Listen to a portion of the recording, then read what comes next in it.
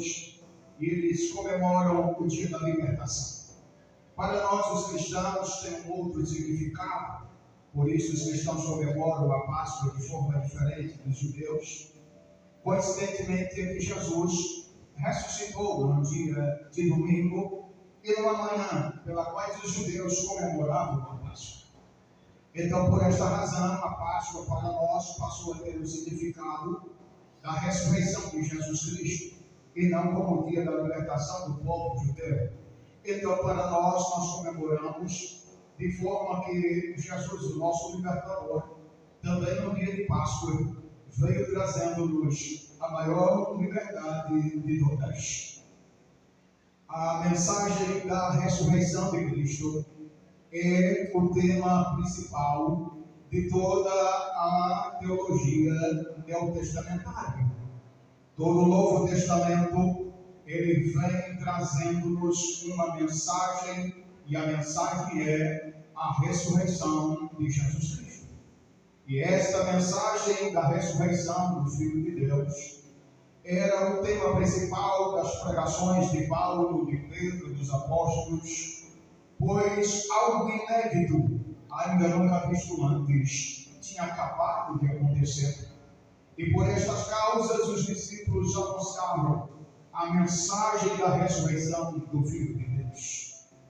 Às vezes, se você for olhar pelos olhos críticos e começar a imaginar de um Deus grande e poderoso, Criador dos céus e da terra, e que envia o seu Filho único, chamado aqui para nós, conhecidos para nós humanos, como Jesus Cristo, que foi o nome humano que recebeu, mas para Deus é conhecido como o Emanuel, o Deus conosco, que é o Deus habitando entre os homens, de sorte que o Filho de Deus, o Verbo de Deus, habitou entre os homens, e o Verbo se fez carne, se materializou, se tornou humano, habitou em um corpo restrito, humano, limitado às condições humanas, se humilhando sendo Deus como Pai, pois o Pai é Deus, o Filho é Deus, o Espírito é Deus. Porém, embora todos os três sejam Deus, há um só Deus, pois há um só governo, há uma só forma de agir,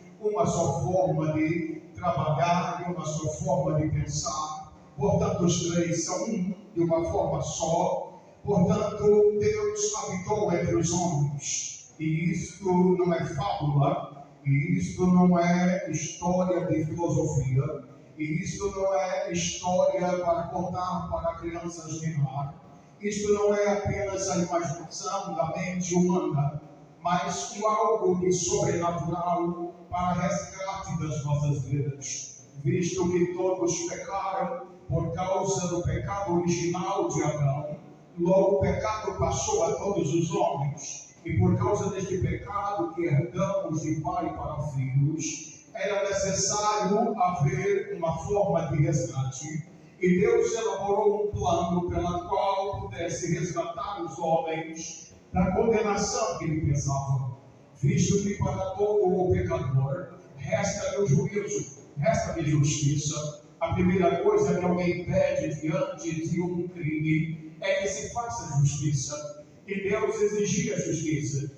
E por causa do crime feito, por causa do pecado cometido, a justiça de Deus exigia que a justiça fosse feita. E para que a justiça fosse feita, Deus envia o seu Filho, Filho único, sem pecado, concebido não da vontade dos homens, mas da vontade do Espírito Santo, da vontade divina.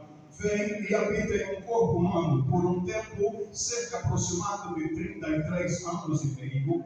E ele veio e começou a pregoar, a anunciar que havia chegado um novo sistema de vida, um novo modo de viver, conhecido como agora o reino de Deus. E ele disse: é chegado a vós o reino de Deus. Queridos, com esta mensagem do reino de Deus, Jesus principiou seu ministério anunciando as grandezas do Pai, as grandezas de um rei, e ele mesmo começou a divulgar isso por toda parte, e as pessoas começaram a não compreender esse reino, e alguns entendiam de forma literal, outros entendiam meio que confusos, sem saber e compreender a verdade deste reino. Mas Jesus estava pregando uma grande novidade, pois os profetas não experimentaram esta vida no reino. Os juízes passados não experimentaram esta vida no reino. A Bíblia vai nos apontar no livro de Hebreus, no capítulo de número 11, quando fala sobre a galeria dos heróis da fé, sobre homens que tiveram a sua fé tão grande, tão importante, que foram antes de Cristo e que eles não foram aperfeiçoados sem nós. Quando está dizendo isto, é que eles não conheceram o reino de Deus. Eles não entraram no reino de Deus como a nós foi dada a oportunidade de entrarmos. De sorte que agora fazemos parte de um reino. Não de um reino, de um país, de uma terra, não de um reino humano, não de um governo humano, não de um sistema governamental regente aos homens, mas o governo de Deus na terra. E Deus está governando o mundo através do seu reino, e somente aqueles que entram para o seu reino fazem parte daqueles que vão adentrar nos céus pelas portas, pois a estes então virá o dia em que Jesus há de regressar e há de levar para si aqueles que creram na mensagem do seu reino, e os que creram nessa mensagem deu-lhe a oportunidade de entrar nos céus pelas portas. Portanto, querido, Jesus anunciou o seu evangelho e fez a sua mensagem, anunciou, curou as pessoas, multiplicou água, multiplicou vinho, multiplicou peixes, multiplicou pães, e deu aos povos a oportunidade de verem milagres nunca vistos antes. E Jesus ressuscitou mortos, e Jesus curou enfermos, Jesus curou cegos, Jesus ressuscitou pessoas, Jesus então curou pessoas, Jesus endireitou o corpo de pessoas, Jesus curou mãos de pessoas, e Jesus começou a fazer um milagre atrás do outro, e as pessoas começaram a se incomodar com ele, de sorte que a sua popularidade crescia, e os líderes religiosos desse sistema corrompido começaram a se sentir com seus cargos ameaçados, e começaram então, por inveja, tramar uma trama pela qual poderiam eliminá-lo do seu caminho. E eles levaram de todas as formas a maior aberração jurídica que já pode ter acontecido sobre a terra, em que o Filho de Deus foi apresentado ao julgamento injusto, de sorte que o inocente vai à cruz, simplesmente por acusação de apenas 2 homens de Belial, da qual os acusaram de ter blasfemado, de ter falado contra a religião, de ter falado contra as coisas, de sorte que, dentro desse julgamento injusto, foi simplesmente condenado, simplesmente para agradar as lideranças religiosas daquela época, pois não acharam em Jesus crime algum, de tal sorte que a própria mulher de Pilatos, ela na noite em que Jesus estava para ser condenado, ela tem sonhos, ela tem visões, e Deus lhe fala ao seu coração, e ela então vai ao seu esposo e diz: olha, não entre na questão deste justo, porque esta noite eu muito sofri por causa dele. Ou seja, Pilatos sabia claramente que Jesus não tinha cometido mal algum. Ele tenta escapar disto e envia Jesus para Herodes, mas Herodes diz: não é da minha jurisdição, leva de volta, e trouxe para Pilatos. E Pilatos estava agora entre os romanos, entre o governo de Roma e entre os religiosos, e com medo de uma sedição, com medo de uma revolta popular, e com medo dos judeus, então ele resolve agradar as lideranças religiosas e entrega Jesus à condenação. E então, neste momento em que Jesus é entregue à morte, Jesus então agora é levado para a sepultura, e os líderes religiosos se reúnem e dizem: olha, põe guardas. Sabe por quê? Porque esse homem, ele andou por aí dizendo coisas das quais pode ser que os seus discípulos venham no meio da noite e roubem o seu corpo, e depois venham dizer que ele ressuscitou, e por causa disso será maior a consequência ainda do que nós já estamos fazendo. E eles colocaram guardas, e em um outro túmulo se colocava guarda, mas no túmulo de Jesus foi colocado homens para vigiar, para guardar, porque os próprios líderes religiosos temiam que Jesus ressuscitasse. Mas estando os guardas guardando o túmulo, e quando eles estavam guardando, a Bíblia diz que veio anjos dos céus, com vestes resplandecentes, e faz o impossível.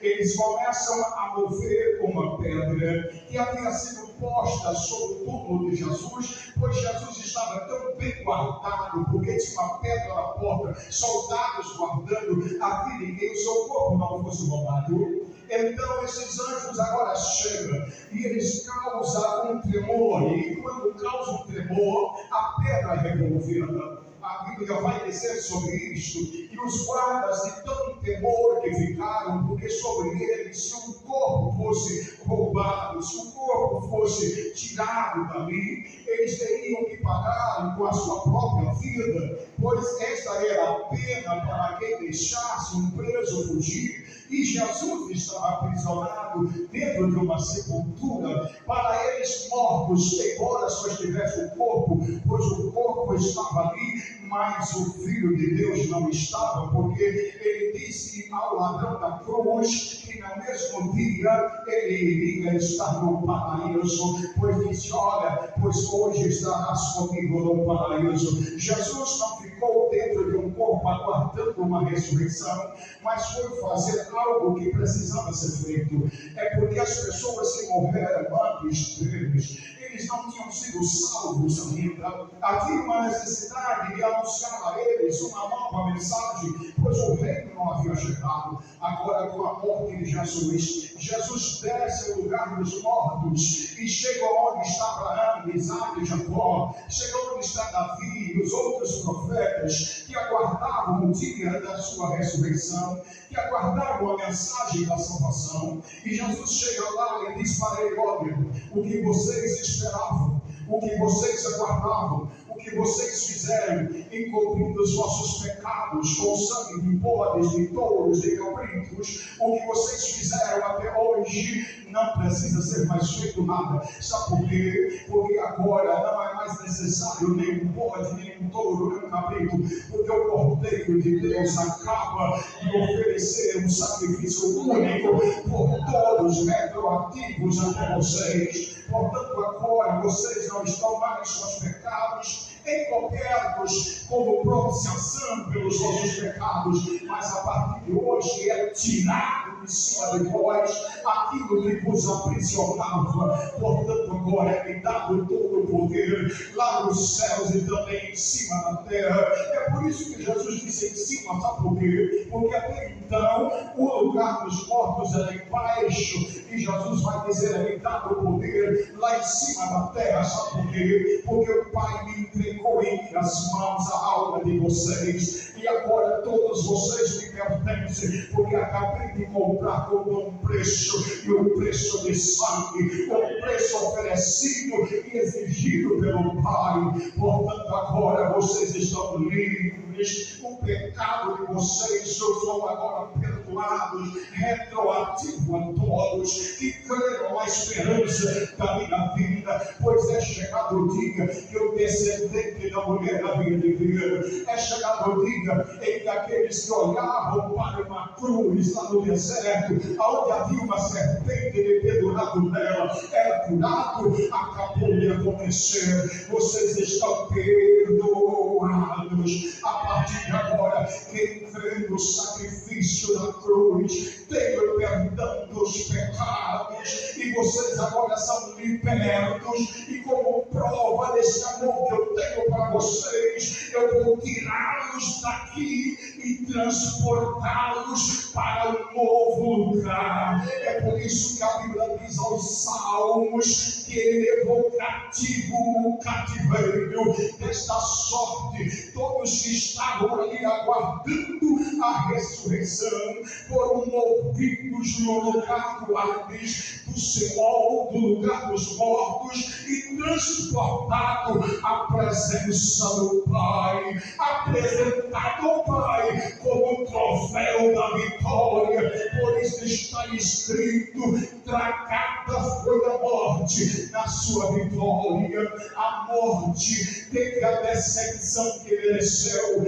Ela não pôde fazer nada diante daquele que veio para vencê-la. Por isso ele lhe é dado agora a chave do inferno e a chave também da morte. A partir de agora, aqueles que forem entregues a mim, de modo algum será lançado fora. E Jesus nele coloca na presença do Pai todas aquelas pessoas. É por isso que a Bíblia está dizendo que quando chegar por ocasião da volta de nosso Senhor Jesus Cristo, aqueles que morreram, aqueles que dormiram em Cristo, eles serão transportados aos ares com Cristo e juntos virão para buscar a igreja. Jesus não vai voltar sozinho, ele virá com os santos, com os anjos e com milhares das testemunhas que receberam o perdão dos seus pecados, e tanto quanto a areia da praia estarão aguardando o momento da igreja subir ao encontro com ele nos ares.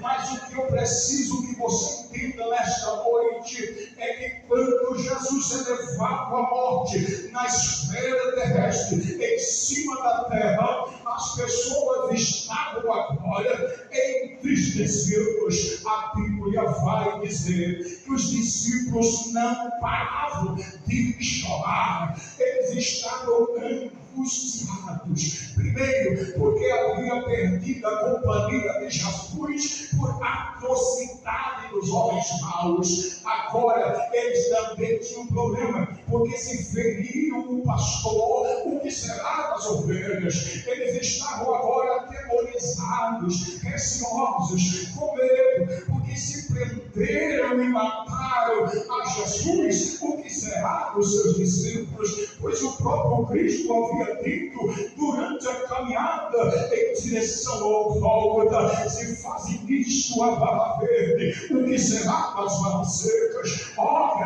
Eles estavam com medo agora dos soldados romanos que vierem em busca deles e de condená-los também a todos em uma cruz, como fizeram com seu mestre. E quando eles estão agora atemorizados, chorando, envia algumas mulheres, e estas mulheres, elas estavam agora preparando especiarias para levar ao túmulo, e elas então estavam pensando consigo mesmo: nós temos aqui perfume, nós temos aqui unguento, nós temos aqui algumas coisas para ungir o corpo dele, mas nós temos um grande problema. Quem é que vai tirar a pedra? Quem é que vai mover a pedra para nós? Enquanto elas caminhavam pensando nisto, mesmo sabendo que lá poderia ter uma pedra, elas não deixaram de ir ao encontro onde Jesus estava sepultado. Eu não sei qual é o obstáculo que você tem, e às vezes você sente com dificuldades de vir à igreja, aonde Jesus confirmou a sua presença todos os dias. Eis que eu estou convosco todos os dias, até que o mundo se acabe. Aonde estiver 2 ou 3 reunidos em meu nome, eu estarei no meio deles. Elas não olharam para a pedra, pensaram como fazer, mas não encontraram jeito. Mas quando chegaram próximo do lugar onde haviam sepultado, elas veem que a pedra está removida. Se você tiver fé e caminhar em direção a Cristo, as pedras vão sair da frente. Deus vai enviar anjos, vai remover o obstáculo, e a glória de Deus será manifesta, e você verá a beleza da glória de Deus operando no meio dos seus planos e dos seus projetos.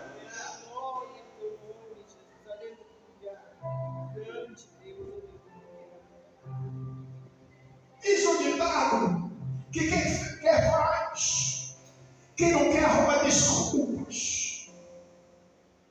É tão difícil você encontrar pessoas que gostam de arrumar desculpa para tudo e começam sempre se justificando e diziam: eu não sou isso por causa disso, eu não sou mais por causa de fulano, eu não consigo por causa disso, daquilo outro. Elas não olharam para as desculpas da pedra, mas se dirigiram ao sepulcro mesmo sabendo que poderia estar fechada. Quando elas chegam, encontram o sepulcro aberto. 2 anjos estavam lá. E elas então abaixaram a cabeça, temendo, porque elas receavam que fossem ser perseguidas. E elas abaixam a cabeça sem poder levantar para cima, para não ser reconhecida. E eles então se dirigem para elas. E diz: mulheres, por que buscais um vivo entre os mortos? Ele não está aqui, mas ressurgiu, ressuscitou como fora dito. Querido, o grande problema de hoje da sociedade é que as pessoas estão buscando Jesus entre mortos. As pessoas estão buscando Jesus entre uma roda de cerveja e outra. As pessoas estão buscando Jesus entre o futebol. As pessoas estão buscando Jesus em uma sociedade falida. As pessoas estão buscando Jesus entre pessoas que não têm vida espiritual. Tem gente seguindo livros mortos que não tem vida para oferecer, porque a vida deles é uma vida de podridão por causa da corrupção dos seus pensamentos. A sociedade está morta.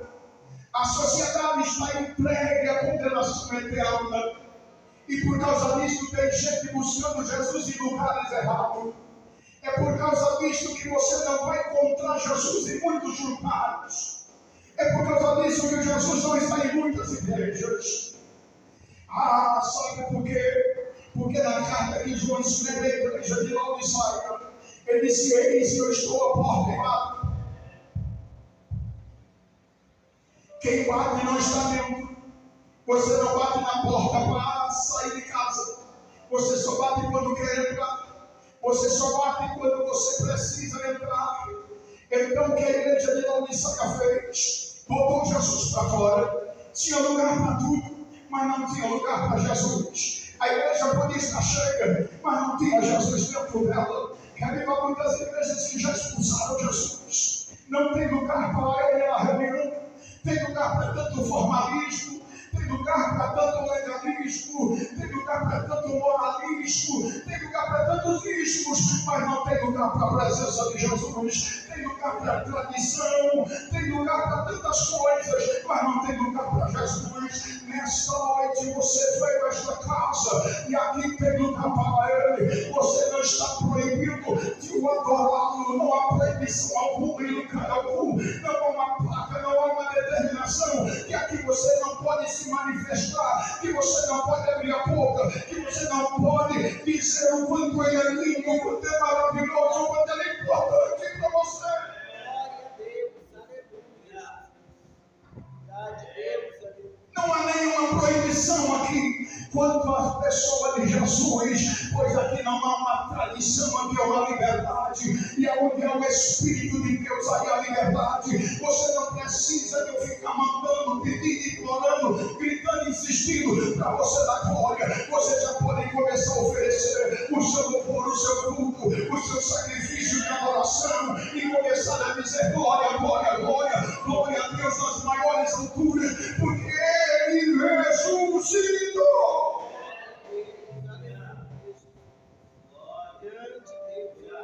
Aleluia! Não perca seu tempo buscando Jesus no meio dos mortos, porque Ele não está lá. Ele mesmo disse durante as suas ministrações: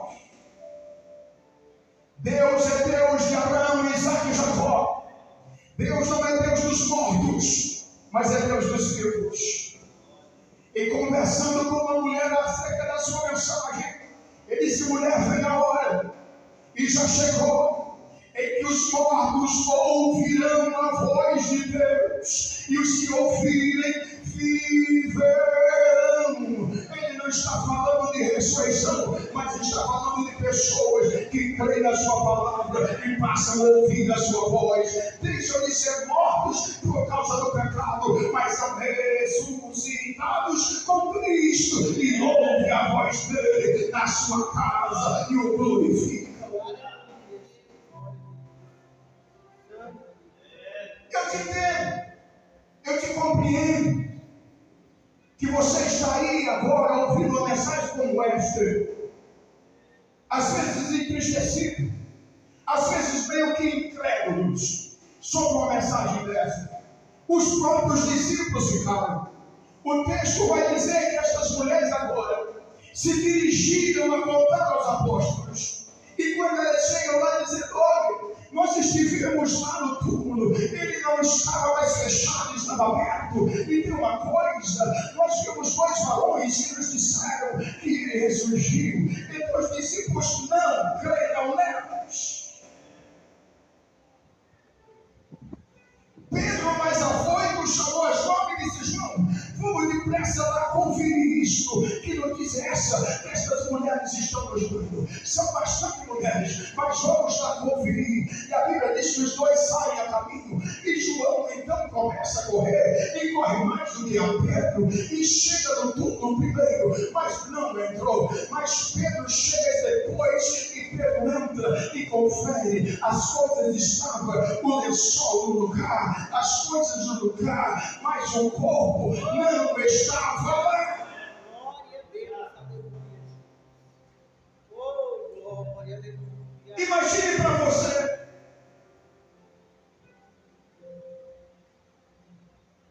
que eles temeram neste momento. As mulheres dizendo que ele havia ressuscitado e que havia visto anjos. Eles tinham que acreditar na mensagem da mulher. E agora tinham que acreditar porque os seus olhos não estavam vendo o que eles precisavam ver. Os guardas que guardavam correram para os sacerdotes, em vez de correr para as autoridades. E eles então deixaram os ricos. E disse: vocês não esquentam a cabeça. Vocês dizem que o corpo foi roubado. O resto vocês deixam com nós.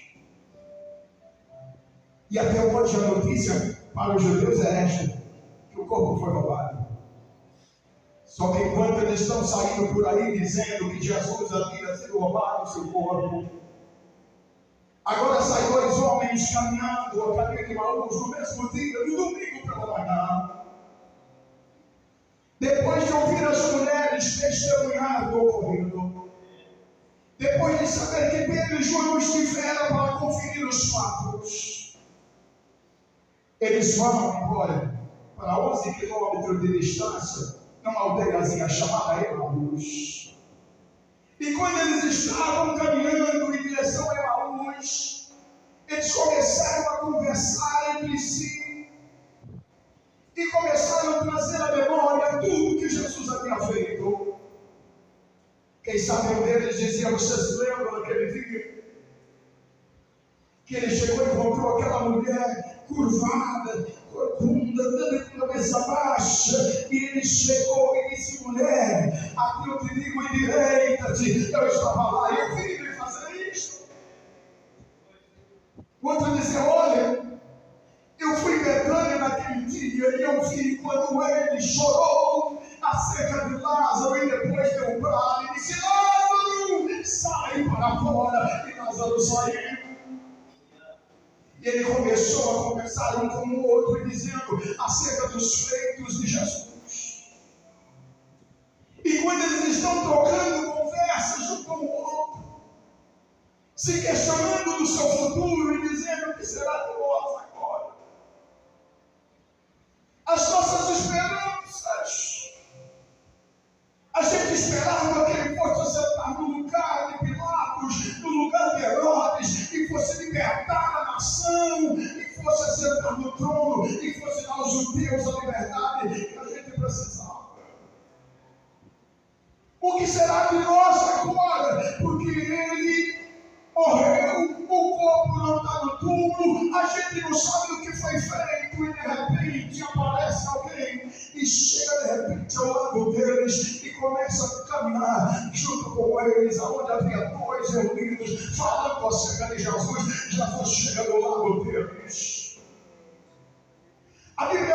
dizer que os seus olhos estavam fechados de modo que eles não reconheceram que era Jesus. E Jesus então chega e começa a se interessar pela conversa.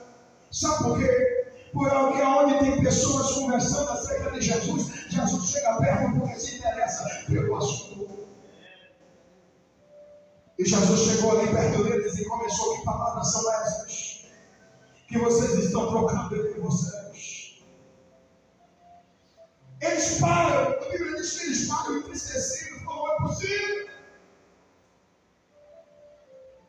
Não tem como. Dá uma dura em Jesus e diz: és tu o único peregrino nesta terra, é o único estrangeiro que veio fazer uma viagem a Jerusalém e não sabe das coisas que aconteceram aqui nessa cidade.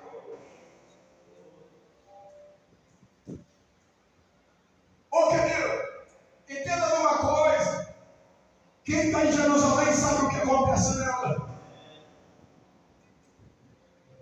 Tem gente que abandona a igreja, o lugar da adoração, a Jerusalém dos crentes, e não sabe nada do que acontece na igreja. Mas quem está dentro da igreja, quem está em Jerusalém, sabe das coisas que acontecem lá. E Jesus então vai e pergunta: quais coisas? Eu fico olhando para eles no questionamento de Jesus, eu dizendo: não é possível, não tem como não?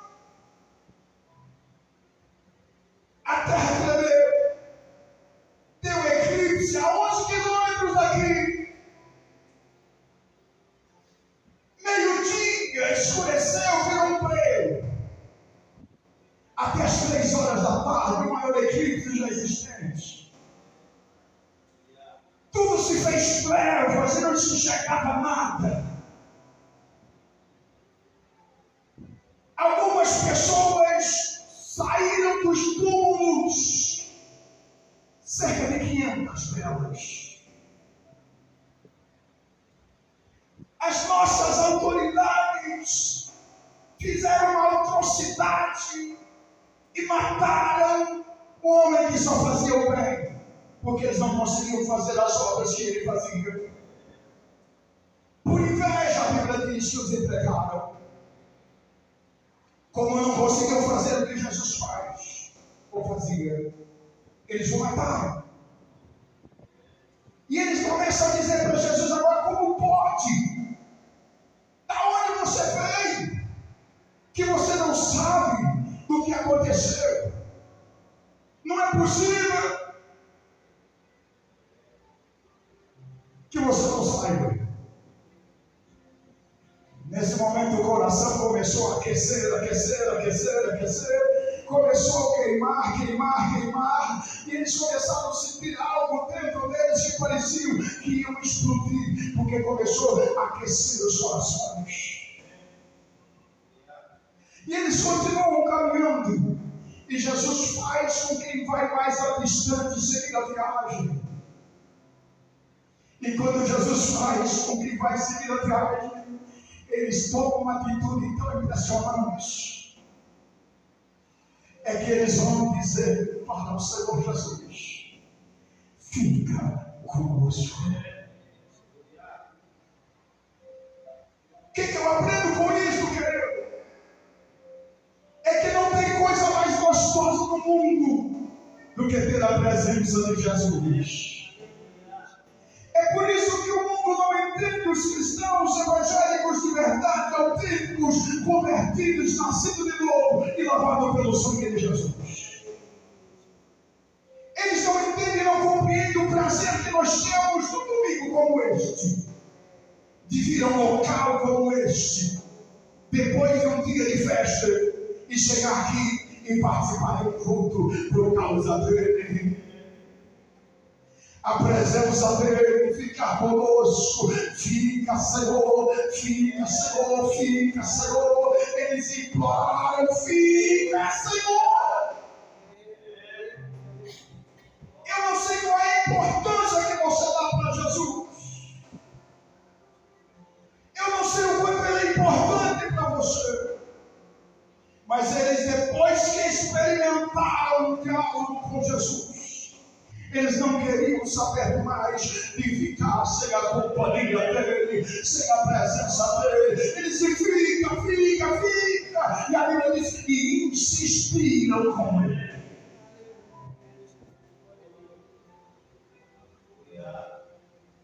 Ele está aí. Você já convidou para ele ficar? Você está dizendo: Senhor, não me deixe só. Não se vá. Fica mais um pouquinho. Permanece aqui conosco. Não se distancie. Não vá mais a lugar algum. Fica aqui. Eu sinto a presença dele esta noite. Fica, Senhor. Fica, Senhor. Eu vou lhe dar 2 motivos para o Senhor ficar, Senhor. Se o Senhor ficar, eu vou lhe dar 2 motivos. Primeiro, é porque já se faz tarde. O que eu entendo com isto? O dia está se passando. A humanidade está se embrenhando em um tempo de tantas trevas. A falta de moralidade, a falta de respeito para as coisas sagradas, a falta de temor com as coisas de Deus, tem sido notícia em todo quanto é rede social.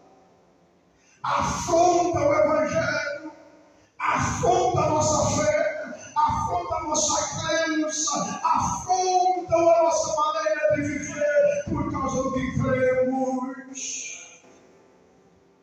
Isso é porque Jesus prometeu que vai voltar à meia-noite. O dia está se declinando, está ficando tarde, e nós não podemos mais ficar sem a presença dele. O mundo já em trevas, a humanidade mergulha para o caos, a humanidade não se entende mais, a violência está estampada nos jornais, mas tem crente ainda brincando sem a presença dele. Fica para ele: Senhor, os dias são maus, eu preciso da tua presença, está ficando tarde, não me deixe só, os dias estão ficando terríveis, já não serve mais para nós.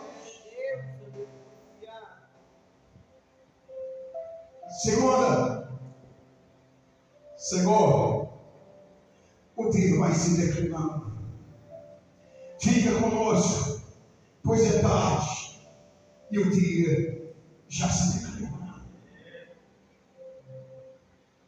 Não existe momento pior para a história da igreja do que o momento que antecede a vinda de Jesus. Não existe momento pior. Sabe por quê? Porque o próprio Senhor Jesus advertiu: e por se multiplicar a iniquidade, e por se aumentar o número daqueles que blasfemam o Evangelho, o amor de quase todos se esfriará. Vede-se por ocasião da vinda do Filho do Homem, achará ele fé sobre a terra. A apostasia tem assolado a humanidade. Você prega, fala, ouve, mas não tem mudança. Corações endurecidos que ouve, mas continua do mesmo jeito. Não há mais conversão genuína, não há mudança de vida em muita gente.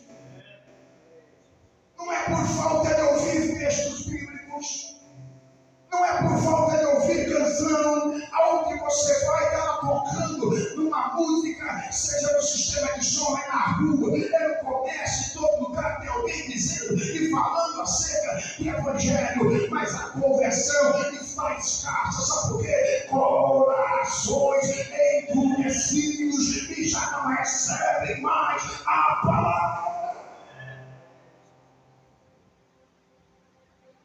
É por isso que muita gente vem na igreja, entra seco e sai mais seco ainda.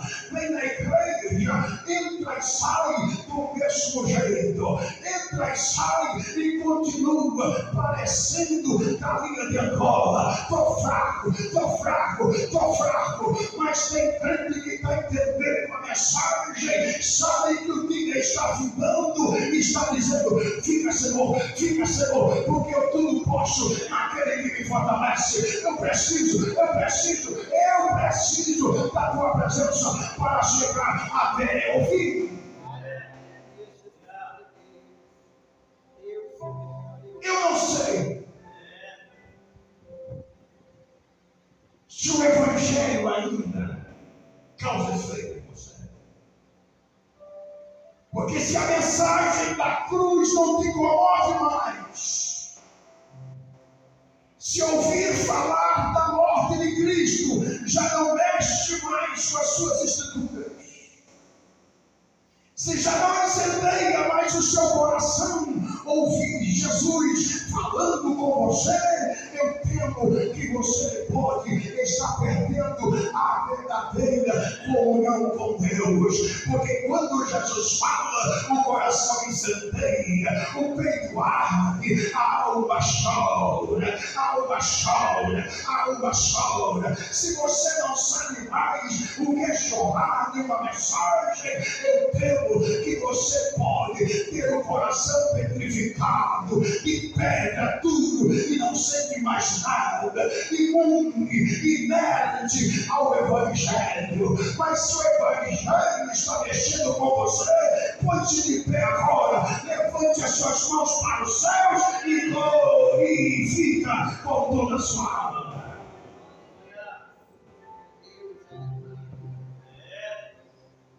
Eu acho que você não entendeu. Isso é alguma coisa aí. Eu vou repetir para você entender. Se o Evangelho está mexendo com você, coloca-te de pé, levante a tua mão e glorifica.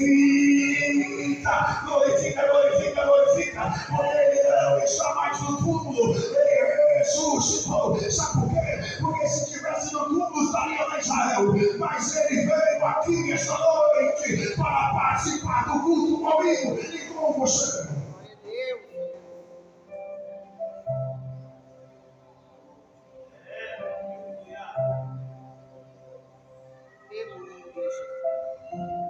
Se a mensagem da cruz não mexe, se a mensagem da cruz ainda não apaga os teus pensamentos, você precisa hoje dizer: Senhor, ressuscita-me, porque morri e esqueci de cair. Senhor, dá-me novamente a alegria da tua salvação, como diz o salmista. Ressuscita os meus sonhos, ressuscita-me, porque eu preciso sentir a tua glória e a tua presença.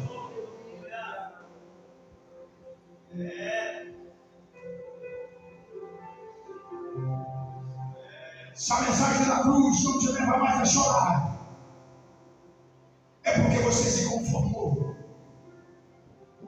E Paulo vai escrever aos Romanos e vai dizer o seguinte, no capítulo 12: transformei pela renovação do vosso entendimento.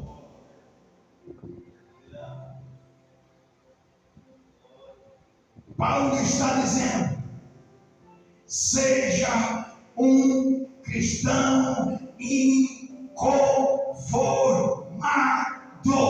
Um cristão que não se conforma com a vida vazia, com a vida fria, com a vida sem a presença e a intimidade de Deus. Quem tem Jesus está sentindo Ele caminhar em nosso meio. Você está sentindo a presença dEle. A presença dEle é real. Ele está aqui nesta noite e está passando entre os cabeçais de João. Ele passeia entre as igrejas e está aqui nesta noite. A sua presença é real. Você pode sentir Ele. Sinta a presença dEle. Deixa Ele exalar o seu perfume.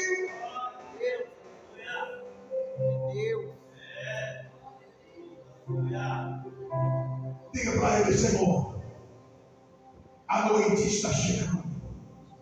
O dia está terminando. E eu preciso do Senhor mais uma vez comigo. Renova, Senhor, a minha alegria. Renova os meus pensamentos. Renova os meus sentimentos. Senhor, me dá um coração amolecido, um coração de carne, um coração capaz de sentir o quanto o Senhor é importante para mim. Não deixe que o mundo tire a alegria da tua salvação. Não deixe que os cuidados desta vida sufoquem a mensagem do Evangelho do seu coração. Não deixe que os cuidados desta vida tire a presença dele em sua vida. Sinta a presença dele, sinta a glória dele agora, agora, agora, agora. Ele está aqui nesta noite, ele está aqui nesta casa. Sinta a presença dele passando no meio do seu povo. Mas só tem uma coisa, sabe o que é, pregador? É que ele anda no meio do glória. Sabe por que ele anda no meio do glória? Porque está escrito: deixa entrar. Entrar quem que vai entrar, pregador? É o rei, o rei, o rei, o rei, o rei. Que rei é este? Que rei é este? É o rei do glória, o rei do glória, o rei do glória, o rei da glória, o rei da glória. Ele habita no meio dos louvores do seu povo. Então louve, louve, louve, louve. Adore, adore, adore, adore. Glorifique, porque ele é rei, ele é rei, ele é rei. É Senhor, é Senhor, é Senhor. Ele merece o seu glória.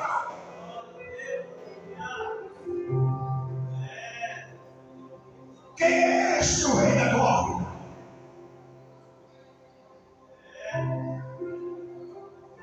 Eu preciso lhe dizer uma coisa. Nesta noite de domingo, você não veio ao cinema, onde você só assiste o espetáculo. Nesta noite, você não veio ao teatro. Nesta noite, você não veio ao funeral de Jesus. Mas você veio na manhã da ressurreição, no dia da ressurreição. E aonde ele está, tem alegria, alegria. Porque quem ouvir a voz dele, eu entrarei e cearei com ele, e ele comigo. Faz festa, faz festa, faz festa. Comemora com ele.